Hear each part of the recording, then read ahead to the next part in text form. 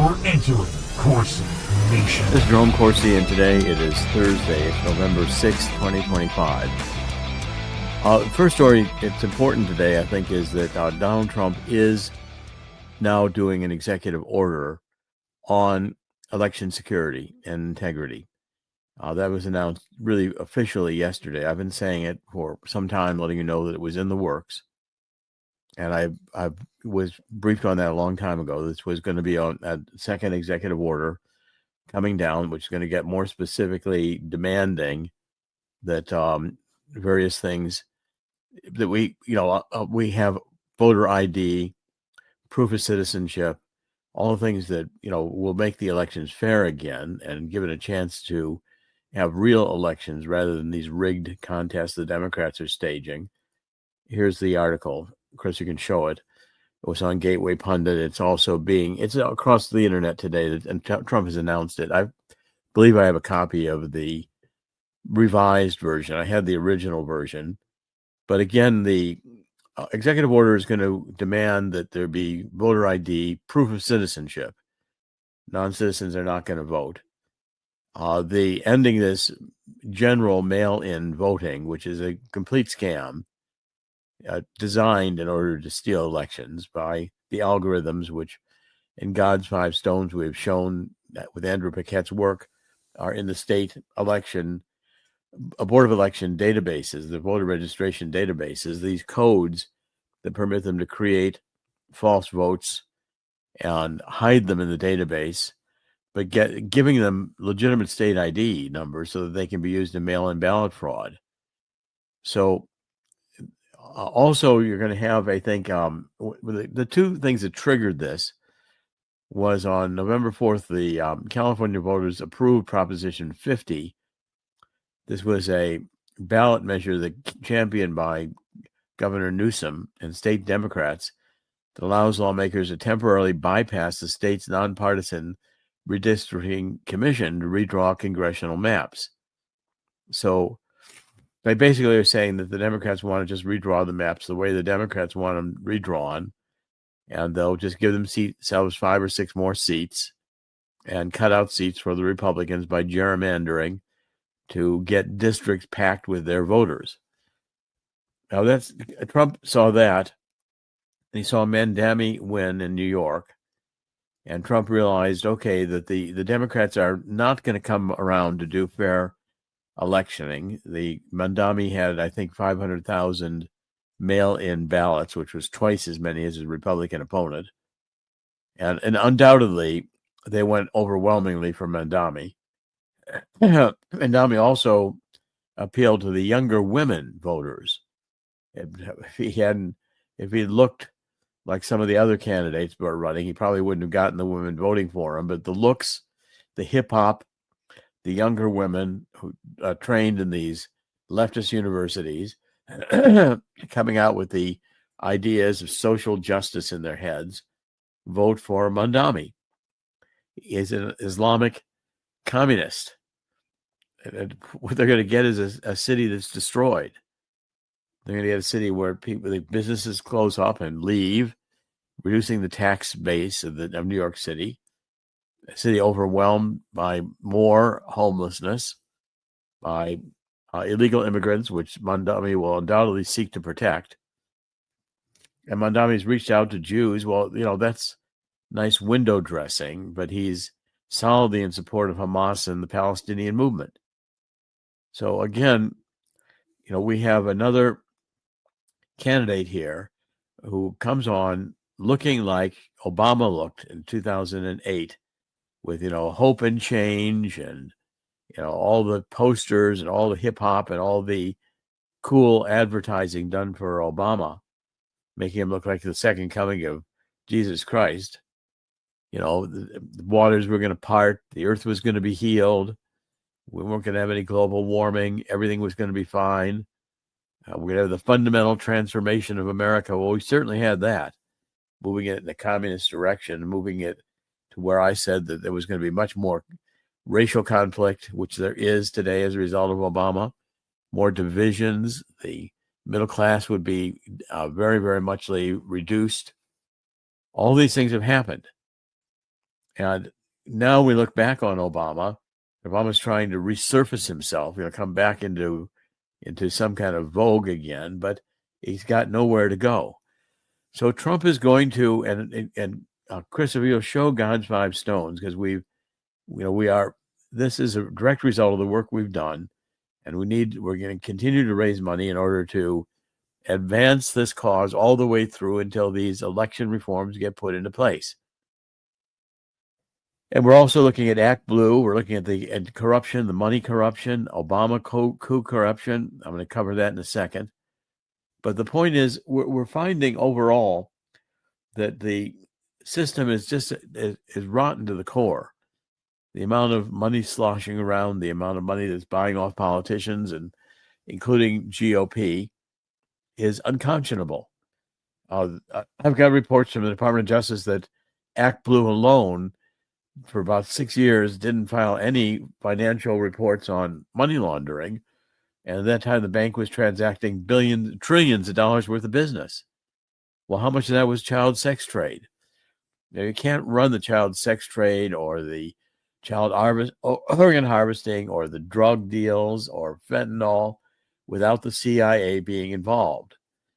And you can't do it without the cooperation of banks. We can't drive around with a semi-truck full of $100 bills. So when you take a look at what we're seeing here, we're seeing that gods5stones.com was accurate in saying our work was the basis for understanding that the election fraud starts in the Board of Elections. And it starts with an intent to create false voters that can yet vote and be counted. That's the key. It isn't enough just to create false voters. They have to be able to be voted and counted. That was the brilliance of this devious scheme that the Democrats concocted. They did it by the ability to create double records, or with minor modifications, and all these duplicates, millions of duplicates of false voters in the voter rolls are hard to detect. But once they're detected, you can see that they are given legitimate state IDs and that they do vote, even though they don't exist. Now, how is that possible? It's possible through the mail-in ballot schemes.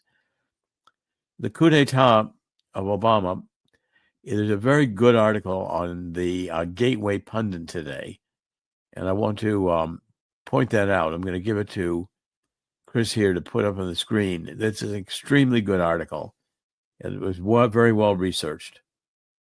And here it is. What it shows is that Tulsi Gabbard is getting down to the bottom of how this Russian collusion case started.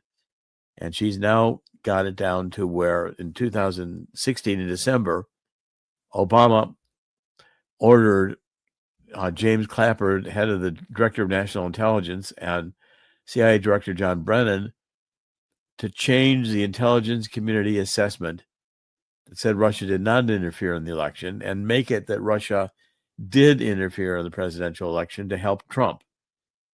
Now, one of the key figures in this was an intelligence analyst named Chiara Mella. And for those who remember that name, I was talking about Chiara Mella during the Ukrainian impeachment of Donald Trump, which stemmed from the fact that Chiara Mella said that Donald Trump, in talking to Zelensky by phone, asked Zelensky to produce dirt on a bribery on his political opponent, Biden, going into the 2020 election.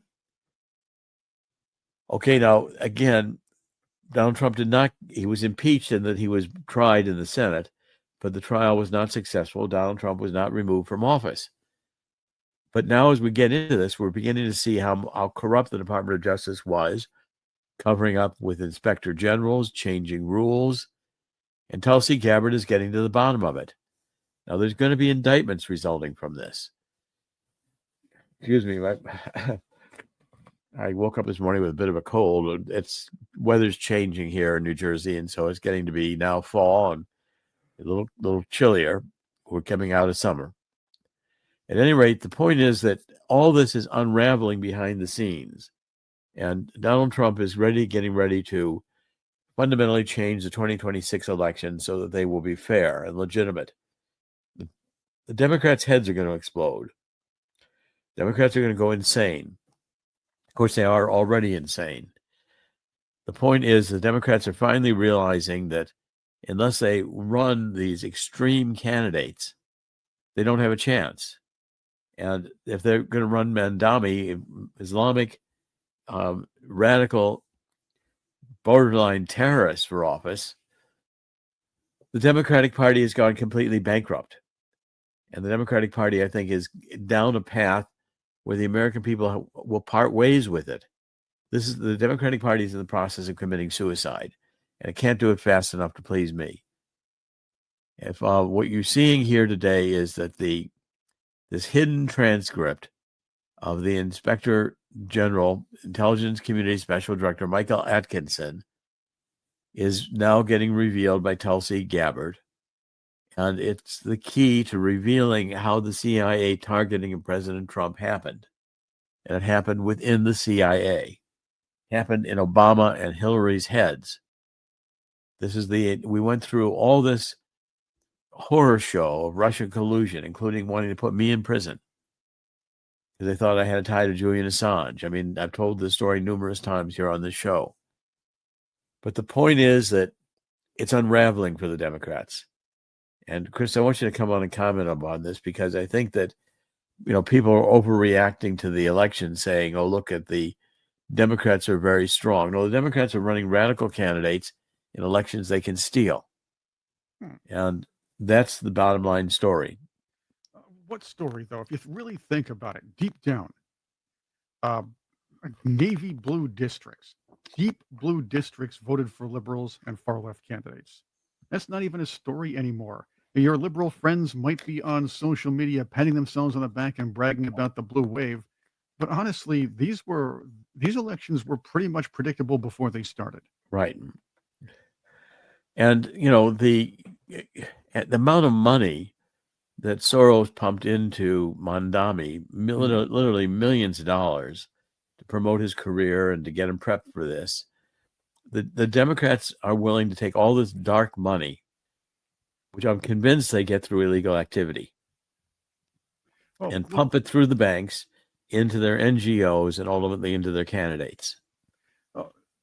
What you have to do is, if you're in a city, and it's a city that's kind of downwardly spiraling anyway, one way or another, crime all over the place, businesses are having some trouble staying there, people are moving out because they can't afford anything, prices are extremely high, there are other issues involved. But a mayor gets so much money from outside his or its district, if you will, and it comes from Hollywood. It comes from the Soros found various Soros dark money. If you're a Democrat, but that's what I'm saying. Generally, these blue cities are run by Democrats, right? But the fact is, if you're a voter, you got to look at these things and say, why is the money coming from outside?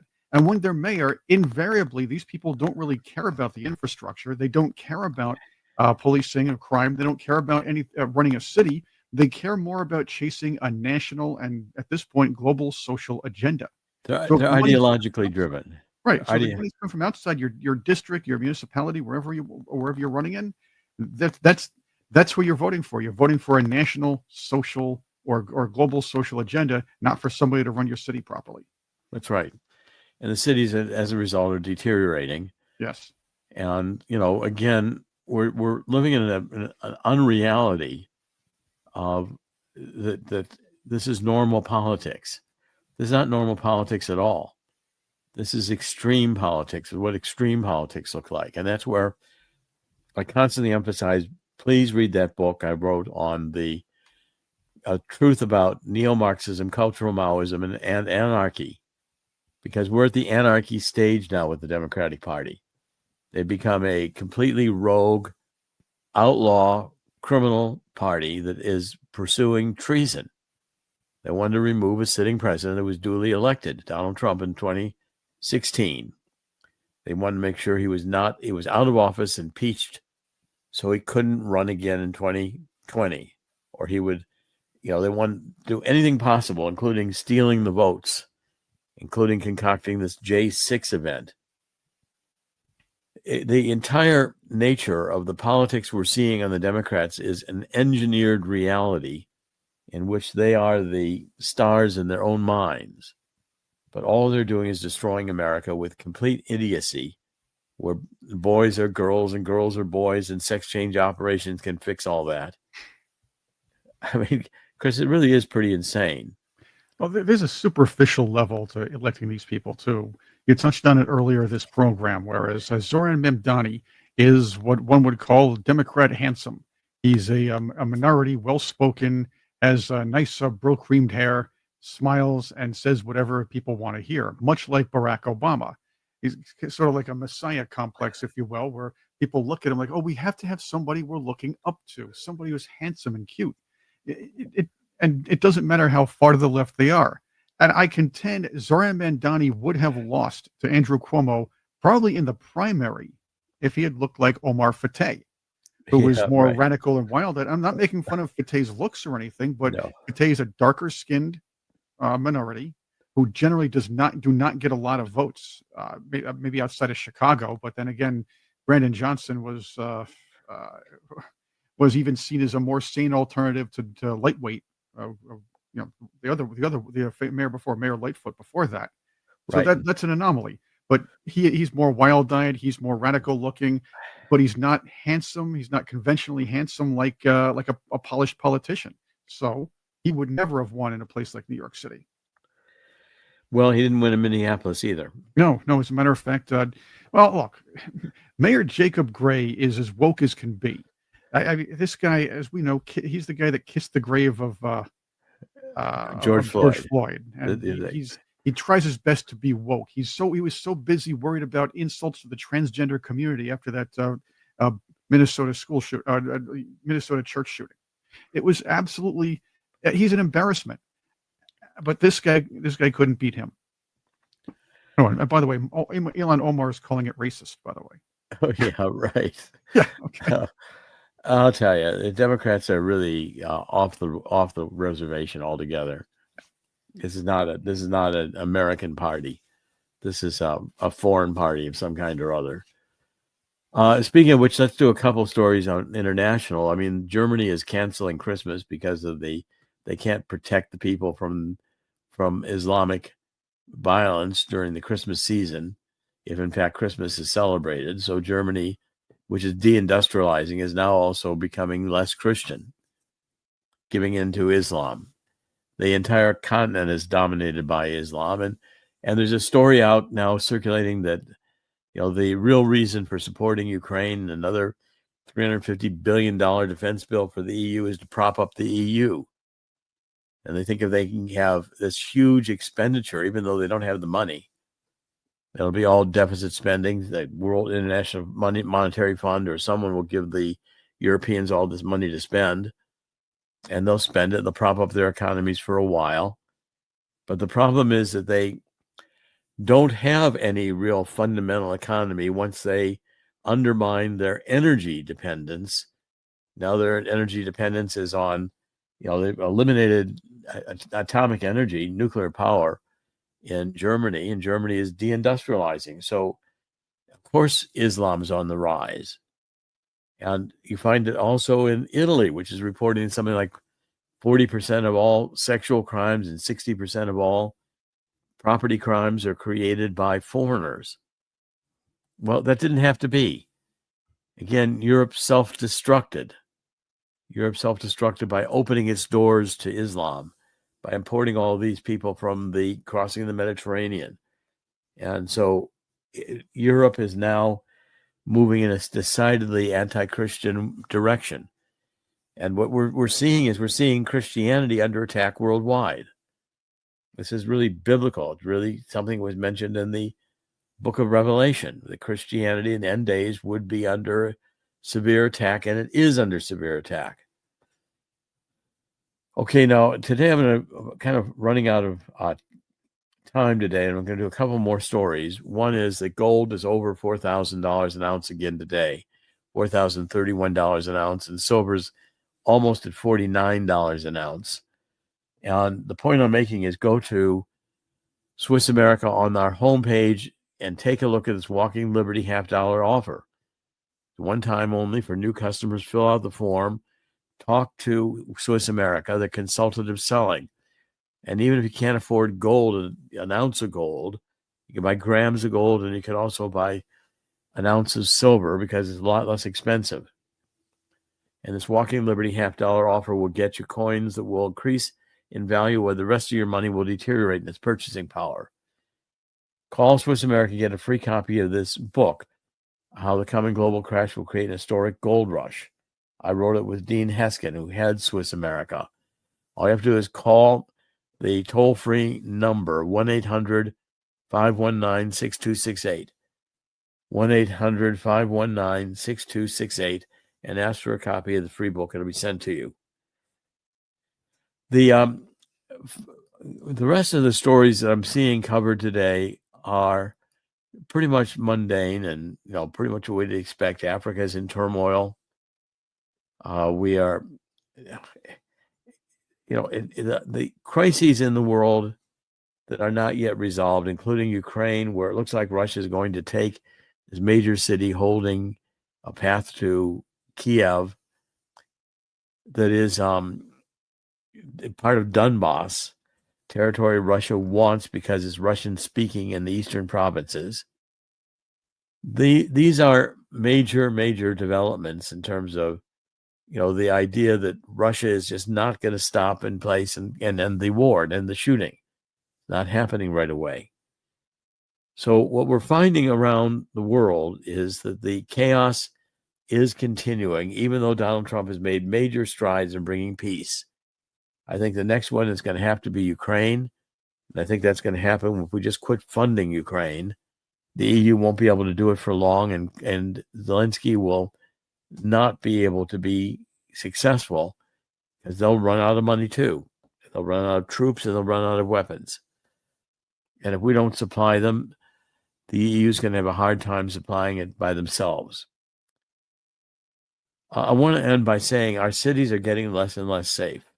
So now I'm seeing these stab vests coming into vogue, where people wear these vests where you can't stab them because it deters the knife.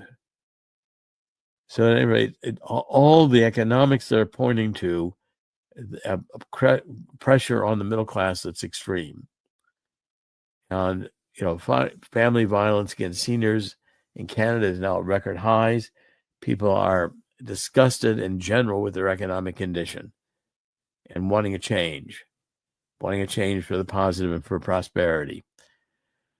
We're going to cut it a little bit short today because we've got a time pressure, but these are the main things I wanted to cover. The main thing I want you to know is that there is going to be another executive order on elections, and it's forthcoming. It's Dr. Jerome Corsi today. It's Thursday. It's November 6th. In the end, God always wins. God's going to win here too. In the spirit of 2 Chronicles 7:14, join me in getting on our knees and asking God to forgive us for letting the world get to this point. If we do so, God will hear our prayer and heal our land. This is Dr. Jerome Corsi. Thank you for joining us. Doing podcasts on CorsiNation.com every weekday. We'll be back tomorrow. God bless.